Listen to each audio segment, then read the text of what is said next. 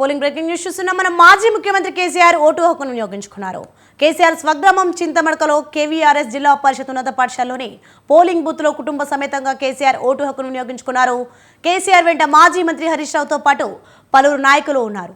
Banjara hills లోని నందినగర్ లో ఉన్న జిహెచ్ఎంసీ కమ్యూనిటీ హాల్లో మాజీ మంత్రి కేటీఆర్ ఓటేశారు.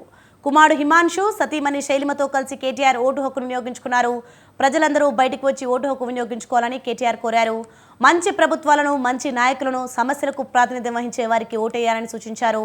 5 ఏళ్లకోసారి ప్రభుత్వాలను ఎన్నుకునే అరుదైన అవకాశం ఎన్నికలని అన్నారు. ఎన్నుకునే ఒక అరుదైన అవకాశం మనకు కల్పించింది మన రాజ్యాంగం కల్పించిన ఆ హక్కుని పూర్తి స్థాయిలో వాడుకోవాల్సిన బాధ్యత, వినియోగించుకోవాల్సిన బాధ్యత ప్రతి భారతీయుడి పైన ఉంది. మనకు ఎలాంటి ప్రభుత్వం కావాలో, మనకు ఎలాంటి విధానాలు కావాలో, మనకు ఎలాంటి వ్యవస్థ కావాలో నిర్ణయించే అధికారం ప్రజాస్వామ్యంలో ప్రజల చేతుల్లోనే ఉన్నప్పుడు మరి ఈరోజు ఓటును విస్మరించి ఆ తర్వాత నిందించినా ఆ తర్వాత బాధపడ్డ లాభం ఉండదు. కాబట్టి తప్పకుండా అందరూ కూడా దయచేసి బయటికి రండి, ఓటు వేయండి. మంచి ప్రభుత్వాలని, మంచి నాయకులని, మీకు మంచి చేసే నాయకులను, మంచి విధానాలకు మరి ప్రాతినిధ్యం వహించే నాయకులకు మీరు తప్పకుండా ఆశీర్వదించాలని కోరుతూ సిద్దిపేటలో మాజీ మంత్రి హరీష్ రావు ఓటు హక్కు వినియోగించుకున్నారు. గతంలో కంటే పట్టణాల్లో పోలింగ్ శాతం పెరుగుతోందని, మేధావులు, విద్యావంతులు పోలింగ్లో పాల్గొనాలని పిలుపునిచ్చారు. ప్రజాస్వామ్యం బలపడాలంటే ప్రజలు ఓటు వేయాలని హరీష్ రావు కోరారు.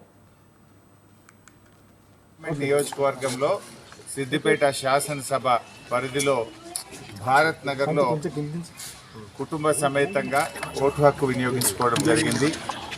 ఈ పార్లమెంట్ ఎన్నికల్లో రాష్ట్ర వ్యాప్తంగా ఇప్పటి వరకు అందుతున్న సమాచారం ప్రకారంగా చాలా ముమ్మరంగా, ప్రశాంతంగా ప్రజలందరూ కూడా పోలింగ్లో పాల్గొంటూ ఉన్నారు. ముఖ్యంగా పట్టణ ప్రాంతాల్లో కూడా ఈసారి పోలింగ్ ప్రాథమిక సమాచారం ప్రకారం చాలా మెరుగైన విధంగా గతం కంటే ఎక్కువ పోలింగ్ జరుగుతూ ఉంది. ఈసారి ప్రజలందరూ కూడా మార్పు కోరుకుంటున్నారు.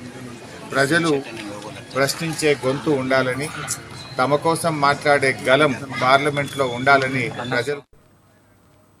హైదరాబాద్ పాత బస్తీలో మందకొడిగా పోలింగ్ సాగుతోంది. ఓటర్ లేక పోలింగ్ కేంద్రాలు వెలవెలబోతున్నాయి.